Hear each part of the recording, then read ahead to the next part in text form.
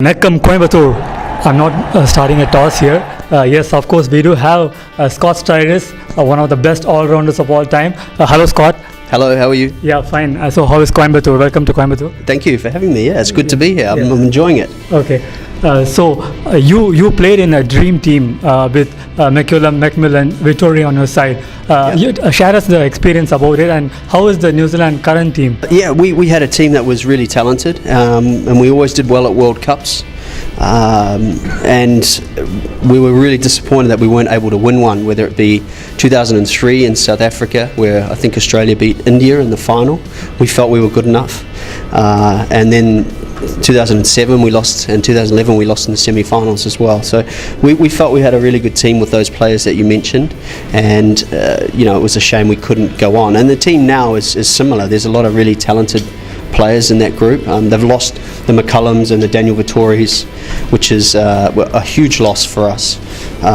So there's a bit of work to be done to be able to win win a World Cup.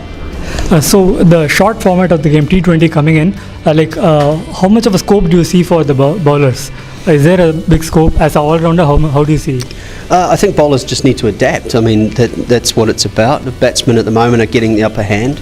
I think that'll change. The bowlers will learn to compete and catch up, and they just need to execute their Yorkers and slower balls and all their skills a little better, and that will happen. So I think I'm a big believer in 2020. I think it's the future of where the game is going, and therefore players, if they want to be on that train, will learn all the new skills and start executing them. Okay.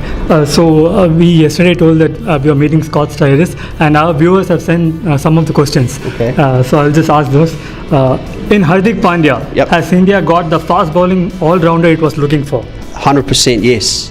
Big fan of Hardik Pandya. I think he's still got some work to do to be a consistent performer for India, but the skills without question. I can't think of too many all-rounders for India that India have had that has been as talented as he is. So I hope he stays injury-free, because I think he's got a big future with India. Okay. And can you name a few players who have improved most from the last season of TNPL? Ooh.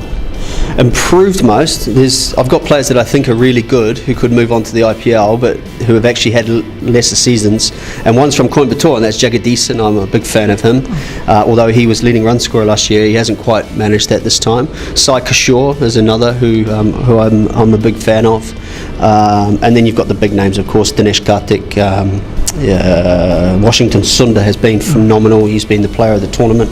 And then Natarajan, and even Arun Karthik in a team that's been beaten quite a lot. So there's a lot of really talented players, and I sit back, and especially the batsmen, I sit back and think, wow, these guys haven't gone on, but that's because you have such a population here that you've got so many good players. Okay. And you have been going to towns like Madurai, Tirunelveli, Thoothukudi. So your observation about these places?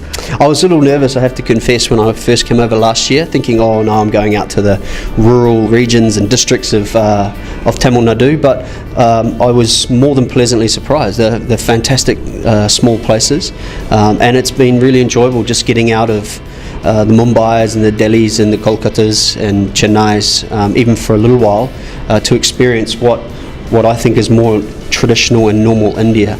And that's why when this tournament keeps coming around, the TNPL, I'll jump at it and come back each time if I can, because I enjoy those smaller places. Okay. And you are a Tamil teacher who teaches you, if you have any doubt in Tamil. Any words in Tamil? Yeah. Tamil? I don't know that much, to be honest. They give us a couple of cameramen, they try and teach us a few. I mean, you mentioned yourself, Wanakam Coimbatore, Wanakam Madurai, these things for the toss, but that's it. We don't really sit down and do too many language skills. But, same with Hindi, when you're in the IPL. A few words in Hindi that help you on a day-to-day basis, but maybe that's the next thing, is maybe we should start learning how to speak Tamil and how to speak Hindi, and then we can commentate in those languages. What do you reckon? Yeah, sure. And Hayden recently tried the Veshti. So have you tried it, Veshti? I have a Veshti in my little bag that I go between each ground, and they've said that I can wear it, and it hasn't made it out of my bag yet. So I've been a little nervous. Brett Lee brings it out as well. Yeah. Dean Jones too.